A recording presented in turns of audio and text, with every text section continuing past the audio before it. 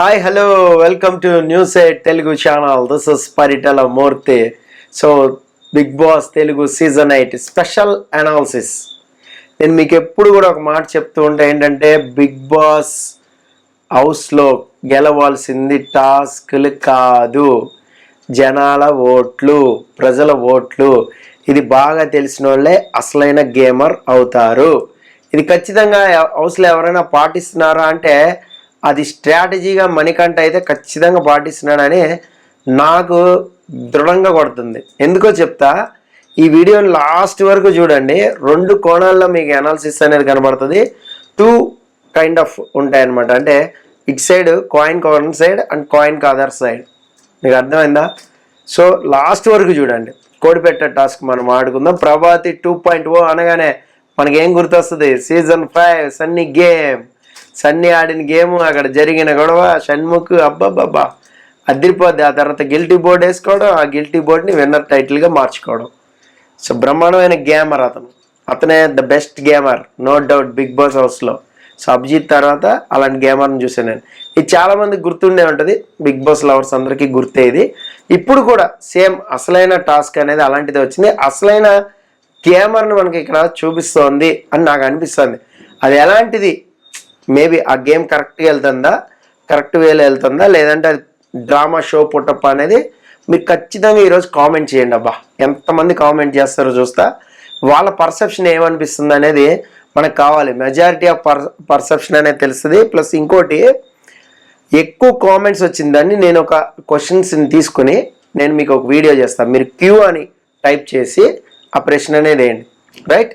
ఇక నా దృష్టికోణంలో చూసింది నేను చెప్తాను, నేను ఆలోచించింది చెప్తాను మీకు. సో ఎక్కువ గుడ్లు ఉన్న వాళ్ళకి ఎక్కువ ప్రయోజనాలు కలుగుతాయి. ఈ టాస్క్ గురించి నేను పెద్దగా ఎక్స్ప్లెయిన్ చేయను. ఆల్రెడీ బిగ్ బాస్ ఒక కోడిపెట్ట వాయిస్ అనేది ఇచ్చాడు. ఆ వాయిస్లో అందరికి తెలిసి ఎక్కువ ప్రయోజనాలు కలుగుతాయని చెప్పాడు. రైట్? ఇక్కడే దీన్ని బట్టి గేమ్ ఆడాలి మనం కదా.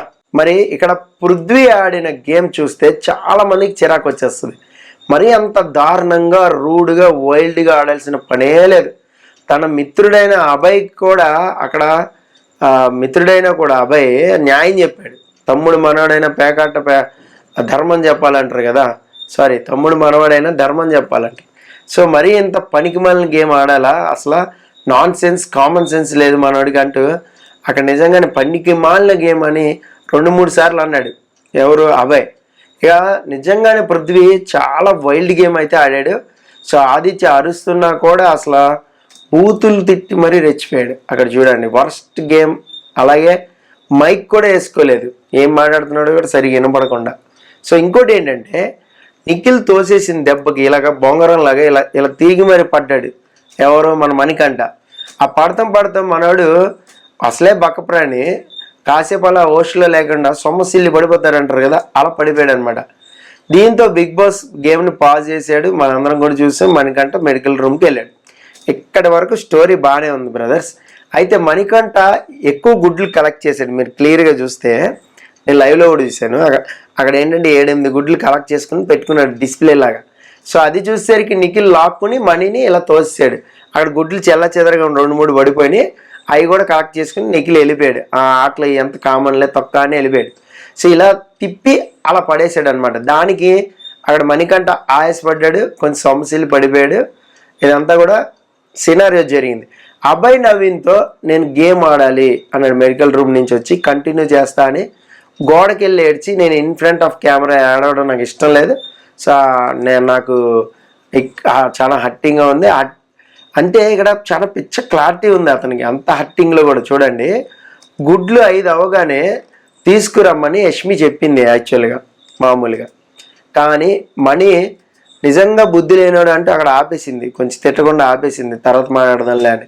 ఆ తర్వాత కవర్ చేసుకుంది యష్మి. అయితే ఇక్కడ 2 కోణాల్లో మనం అనాలిసిస్ చేద్దాం. మనోడు మెడికల్ రూమ్కి వెళ్ళాడు, వచ్చాడు. మణి ఆడిన గేమ్ జెన్యూన్ అనుకుంటే, నిజంగానే సొంసిలి పడిపోయాడు అనుకుంటే, మణి గ్రాఫ్ అలా ఎదుగుద్ది. ఈ టాస్క్తో మణి ఖచ్చితంగా ఇంకో 3-4 వారాలు అలా సస్టైన్ అయిపోతాడు ఓటింగ్తో, నో డౌట్. రాసుకోండి పక్కా అన్నట్టు. సూపర్గా ఆడాడు.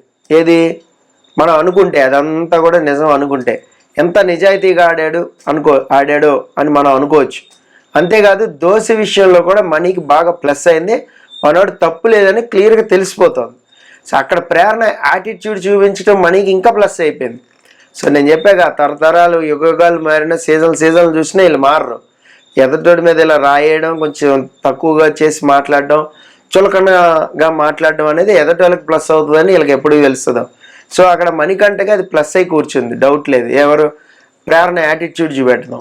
అదే టైంలో అదే రోజు ఈ కోడిపెట్ట టాస్క్ కూడా మణికంఠకి ఎలివేషన్ అనేది తీసుకుని వస్తే అతన్ని ఎవరు ఆపలేరు, అలా ఫైనల్ రేస్ వరకు వెళ్ళిపోతాడు, డౌటే లేదు. ఇది మామూలుగా కనిపించట్లే మనోడికి. ఇక్కడే కాయిన్కి అదర్ సైడ్ చెప్తా, రెండో కోణం చాలా క్లియర్గా వినండి.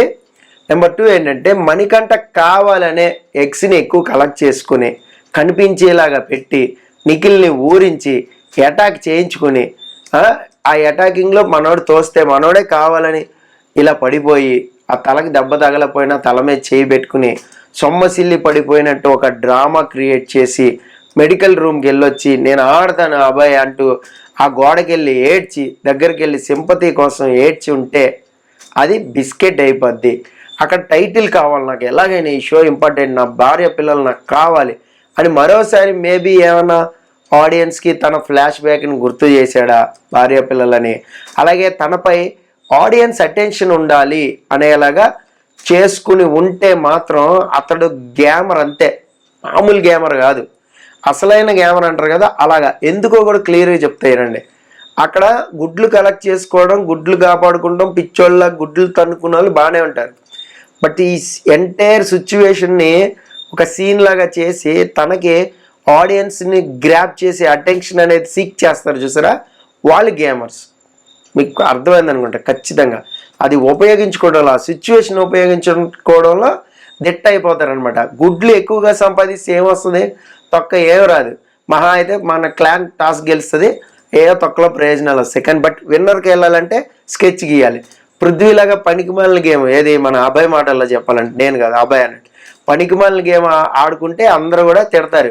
ఏమో బుద్ధి ఉందా లేదా, అమ్మాయిని అట్టా దోస్తే నువ్వు మోచే తగిలింది, ఆయన పాపం 40 ఏళ్ళు ఆయన ఇట్లా పడేసినావు, ఆయన వాయిస్ పడిపోయాడు పాపం, నీ దెబ్బకు తట్టుకోలేకపోయాడు నబీలు, ఇలా ఎగెనిస్ట్ అయిపోతారు. ఏది సిన్సియర్గా గేమ్ ఆడితే. కానీ ఇలా సమస్యలు పడిపోయి దాన్ని ఒక సీన్ లాగా చూపించి బయట గ్రాఫ్ ఆడియన్స్ అటెన్షన్ని తన వైపు పెంచుకుని ఎలాగో మనం గుడ్లు కలెక్ట్ చేయలేము, మన క్లాన్ ఓడిపోద్ది, ఆల్రెడీ వాళ్ళకి 34 ఉన్నాయి, మనకు 20 ఎంత ఉన్నాయి, అసలు మనం 10 ఉన్నాయి, దూరికి బాత్ అసలు వాళ్ళతో గెలవలేం అని అనిపించేసి గేమ్ ఆడి ఉంటే మాత్రం మణికంఠ నీది మాస్టర్ బ్రెయిన్ అంతే. గ్రాఫ్ పెంచుకోవాలని చూస్తే మాత్రం మామూలుడు కాదయ్యా అంటారు కదా, వాడితో పెట్టుకోకండి వాడు మామూలుడు కాదు అంటారు కదా, అలాగనమాట. అలాగే అయిపోతాడు. మీకు అర్థమైందా? పర్ఫెక్ట్గా చెప్పిన. This is analysis. ఓకే, ఇక కోడి గుడ్ల గేమ్ విషయానికి వస్తే చచ్చి చెడి మరి అందరూ గుడ్లను దాచుకున్నారు. పృథ్వీ దాటికి ఆ కాంతార టీము వణికిపోయింది, చంద్రముఖి దాడి చేసిందా అన్నట్టు అయిపోయింది అనమాట. ముఖ్యంగా ఆదిత్య అపరిచితుడు అన్నారు, అపరిచితుడు కాంతార మీద దాడి చేసాడు. సో ముఖ్యంగా ఆదిత్య అయితే అలసిపోయాడు, అబ్బా మాట్లాడలేకపోయాడు కూడా, ఆయాసం కూడా వచ్చింది పాపం ఆయనకి. అయితే సోనియా మీరు వస్తేనే అవుతుందండి అటాకింగ్, పృథ్వీ చేస్తుండు, లేకపోతే అసలు మా పృథ్వీ చాలా మంచోడు, మీరు ఇక్కడ ఈ లైన్ దాటి వస్తే అంటే ఇక్కడ నుంచినా ప్రాబ్లం అన్నట్టు, అసలు మీరు ఇటు వస్తేనే మా ఆర్డర్ ఇచ్చిపోతాడు అన్నట్టు పాపం అమాయకంగా చెప్పింది అక్కడ సోనియా. సరే ఇది కూడా నిజమే కదా సార్, అది కూడా నిజమే కదా డాక్టర్ అన్నట్లు అనిపించింది.